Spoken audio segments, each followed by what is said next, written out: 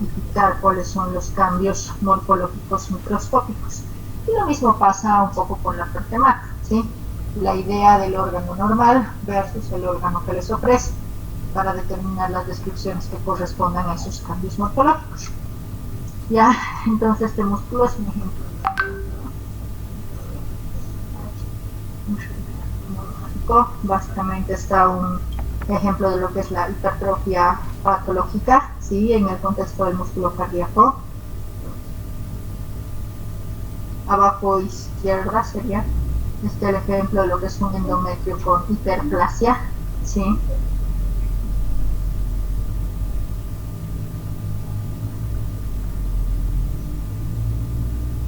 El histológico se ven como un tubo cortado de manera transversal, obviamente con diferentes formas en las que Doctora, se escucha un poco, a veces se apaga su micrófono, su audio. Hola, ahí, Sí. ahí, ya. Sí. Derecha inferior, ok, está lo que es el ejemplo gráfico de una metaplasia, ¿sí?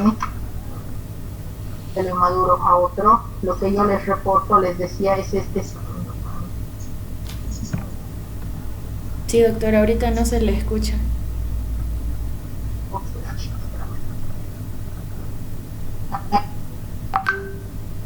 ¿Ahí me escuchan? Sí, ahora sí. ¿Ahí me escuchan? Sí, sí, doctora. Ahora sí. Todo el hospital se va a enterar de sus respuestas. Entonces, iba a ser privado, pero lo quieren hacer público, no hay. ¿En serio no se escucha? Se entrecorta, doctora. Al rato se le escucha y luego se pausa. Se escucha y se pausa. ¿Ahora sí? Ahora sí se escucha mejor. Ahora sí. Hola. A ver, veremos. Ya, y estamos en la metaplasia, ¿ok? Entonces, eventualmente nos toca algo así, gráfico, donde tú puedes ver transición, pero a veces la vida real no es tan buena con los patólogos y directamente nos toca ver el cambio metaplásico. Por eso se supone que nosotros manejamos la fase histológica, ¿no es cierto?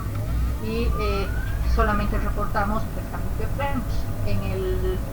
En la buena fe de que la muestra que tú me has mandado está además bien referida y con esto, ¿sí? Eso en relación a lo que ya habíamos visto. Ahora, nos toca ver el siguiente paso, ¿sí? Hemos dicho que la adaptación es producto de que la célula o a la célula la estamos chingui, ¿verdad? Moleste. Y de tantas molestias que ocasionamos, a veces sin preguntarle de manera fisiológica, ya deciden hacer lo que hace con los fenómenos de adaptación, que son absolutamente reversibles, hasta que nos da displasia y eso se convierte en algo potencialmente reversible. Si nosotros seguimos molestando a la célula bajo el mismo estrés o el mismo factor etiológico, que puede ser lo que sea.com, en el sentido de que puede ser físico, químico, de bichos X, ¿sí? Ya no, la célula se cansa de adaptarse y pasa a lo que es el daño o lesión celular, ¿sí?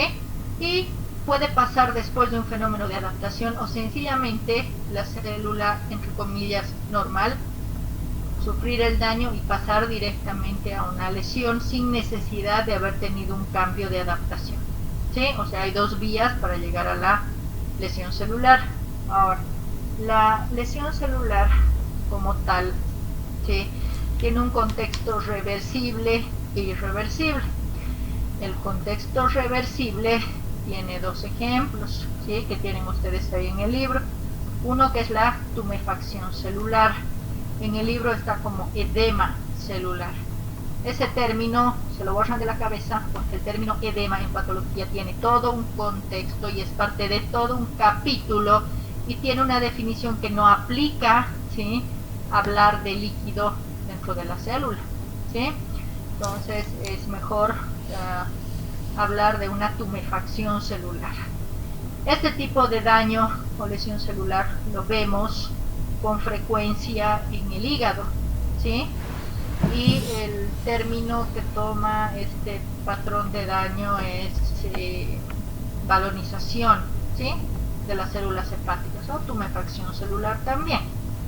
De alguna manera, si quitamos el estímulo, en teoría ese daño tendría que volver a la normalidad, ¿ok? El otro ejemplo que del libro es la esteatosis, ¿sí?, que es un término que igual lo aplicamos en patología hepática, ¿ya? La esteatosis, que tiene que ver con grasa, ¿ya? Tenemos igual dos contextos, que no les ha chismeado el libro, pero les voy a chismear yo. Uno es el micro, ¿sí?, vesicular, y otro es el macro vesicular. El que realmente es reversible es el microvesicular, ¿sí?, porque cuando ya tienes una esteatosis macrovesicular, esa célula ya no se recupera, ¿de acuerdo? Ahora, una forma interesante y didáctica de entender la esteatosis microvesicular, y ahora ustedes menos que antes, por pandemia, que si no lo harían, ¿sí?, yo les decía a mis estudiantes que el mejor ejemplo que tienen de esteatosis microvesicular es el que se causaban cada viernes en esta clase, precisamente después de que Canedo les daba la cagotiza, se iban a festejar, ¿no ve? Entonces, después de ese macabro festejo, el Robbins en el capítulo de hígado incluso te marca la cantidad de alcohol necesaria para generarte esa lesión celular.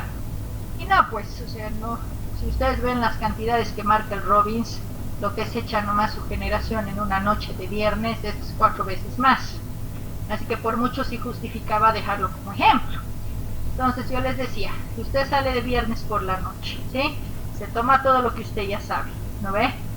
Ese hígado al día siguiente ya empieza a generar una esteatosis microvesicular como respuesta a ese daño por alcohol. Pero, como en teoría, descansan de lunes al próximo viernes, hay un descanso de ingesta de alcohol, esto se pone en un contexto reversible. ¿Se dan cuenta? Entonces prácticamente se juegan entre esteatosis el viernes, descansa el hígado, se va, esteatosis el viernes, descansa el hígado. Eso no pasa con los alcohólicos como tal. Ellos ingieren el alcohol de manera consuetudinaria, es decir, todos los días en grandes cantidades. Por ende no dan reposo al hígado, no hay esa fase de descanso al estímulo, ¿sí? Y es por eso que esa lesión se hace irreversible. Por ende, se genera una esteatosis macrovesicular. ¿Se entiende eso? Entonces, no solamente hablar de esteatosis, sino si el daño es de tipo micro o macrovesicular. Y el único reversible es el microvesicular, ¿de acuerdo? Ahora, como en todo, si sigues fregando, la célula tampoco es mágica, ¿no ve? Ya nos ha aguantado algunos daños, a que fumemos solita se adapta, pero si tú sigues molestando, llega un momento en el que todo tiene un límite. Y el límite de la célula es el punto de no retorno. Y Néstor nos va a iluminar con qué es el punto de no retorno. Y no me digas que es el punto de no retornar, porque me voy a rayar. ¿Qué se entiende por punto de no retorno específicamente, sin volverme a leer el título? Que no puede volver a su estado original, o sea, no digamos, como tuvo una alteración, no puede volver a lo que era antes. ¿Cuál es esta alteración? Sí, es que es el punto de no retorno. Dime los sinónimos que quieras, no funciona. Dime cuál es el punto de no retorno. ¿Qué es lo que realmente no hay vuelta atrás? ¿Cuál es el punto de no retorno? La muerte celular. No, esa es consecuencia. Una consecuencia. Pero espérate, no te excites, estoy matando a Néstor todavía, ya te tocará. Hay para todos. Que no puedes retornar, digamos, ese proceso que llega y no puede. O sea, un ejemplo, no estoy entendiendo muy bien la pregunta, que no retorne o el efecto, no entiendo mucho. Porque el punto de no retorno es el punto en el que la célula se enoja y no hay retorno, ¿lo ves? Ya, eso hemos entendido, eso se decide. ¿Cuál es ese punto de no retorno? ¿Qué tipo de daño debe recibir la célula para decir no más, hasta ahí llegué y me morí? o me voy a morir. ¿Cuál es el punto de no retorno? Mm,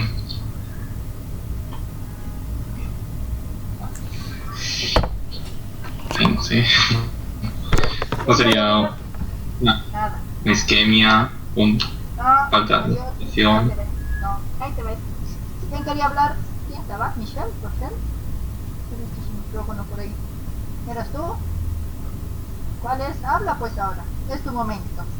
Tu momento ha llegado. Es el punto. No, o sea, no, ya. No retorno, irreversible, es sinónimo. No hablen de sinónimos. ¿Cuál es el punto de no retorno? Es lo que hartó a la célula y no más. Doctora, el mecanismo que sucede en el punto de no retorno es cuando existe lesión en las membranas lisosomales y cuando hay incapacidad de revertir la disfunción mitocondrial. Ya, y de todo eso, ¿con qué te quedas? Te doy opción a una para definir el punto no retorno. La lesión de las membranas lisosomales, que produce digestión de las proteínas. ¿Eso te parece más importante que el daño mitocondrial? Sería en casos específicos, doctora. Células linfocíticas serían las de las lisosomas, pero en general serían las de las mitocondrias porque no tienen energía y se dematizan. Básicamente tiene que ver con la mitocondria. Entonces van a volver a utilizar, más allá, por eso les digo, de todos los sinónimos que quieran ponerle para definir el punto de no retorno, ¿okay? Tiene que haber claridad de cuál es ese punto en el que la célula ya no te va a bancar más, ¿sí? Ya no te va a aguantar nada de lo que estás haciendo, y obviamente consecuencia de eso, que es lo único que no tiene solución, la muerte, ¿no ves? Mismo pasa con la célula. Entonces la versión irreversible de lesión, la muerte, ¿ok? Consecuencia de atravesar el punto de no retorno. Ahora,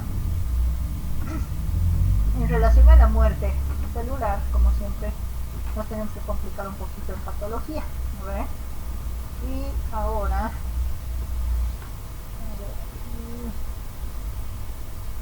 ya, ¿dónde está Rochelle? ¿Quién más está?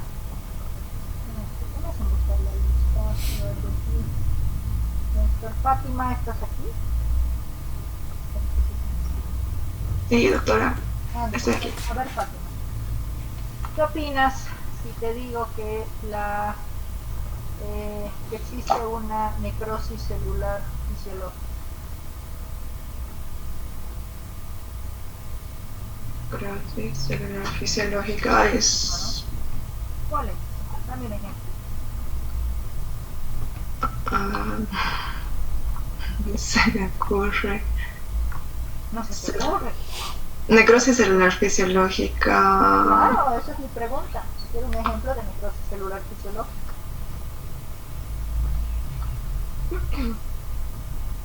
Mi garganta. Doctora, ahorita no se me ocurre alguna. No se te ocurre ninguna. Sebastián, Estoy te pensando. veo inquieto.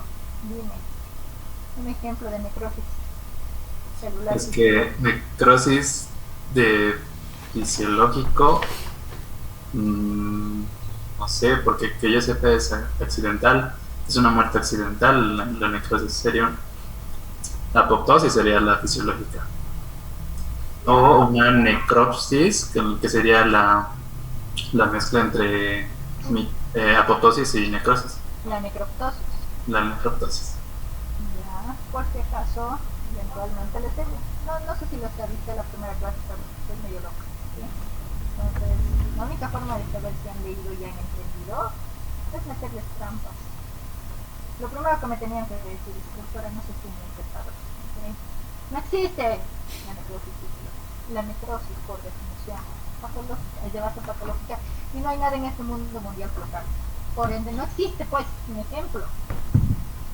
Entonces no es cuestión de leer nada más, es cuestión de entender lo que estamos viviendo. Y por eso Sebastián se ha ido más fácil por el otro camino. En ese yo entiendo que lo único que puede ser fisiológico es la apoptosis, y es correcto. El único escenario de muerte celular que va a tener un contexto fisiológico y patológico es la apoptosis, ¿sí? Entonces, aquí, por eso les pongo el del versus. Lo que ustedes tienen que hacer para entender bien esta parte de muerte celular es hacer un versus entre necrosis y apoptosis. Básicamente, una es una muerte celular programada y la otra no. Ya con eso hay una diferencia grande, ¿sí?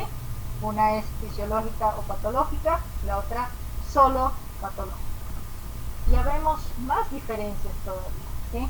En la parte macro y microscópica, también ambas tienen sus detalles. Por ejemplo, en esta foto, donde estamos, Tasky, de acuerdo a los criterios histológicos que tú has leído, ¿ya?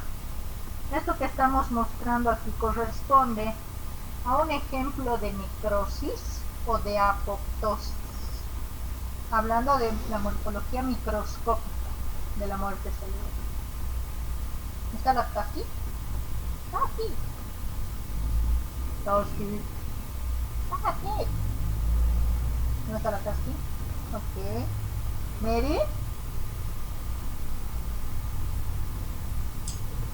Mary. Sí, aquí estoy. Aquí estoy. Okay. Échale pues. ¿Qué Bueno, opinas? Hasta con flechitas y todo. ¿Qué opinas, Marcia? yo digo que es una célula, son células necróticas.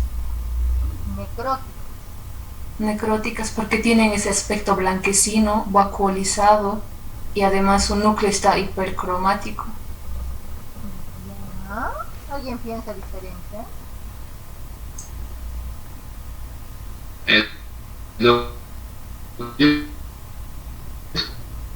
porque no sé por qué me guío a veces que para que sea una necrosis tiene que haber un número mayor de células para una muerte celular mayor para que digamos se considere necrosis. En cambio apoptosis solamente es una única célula. En cambio si fuera una necrosis ya habría más células que estarían con estas características de parecer muertas, así que pienso que son más una célula apoptósica. Tu razonamiento es correcto, pero también podemos utilizarlo para entender que la necrosis, a diferencia de la apoptosis, se acompaña además de un contexto de inflamación. La apoptosis, fíjense que es limpia, ¿sí?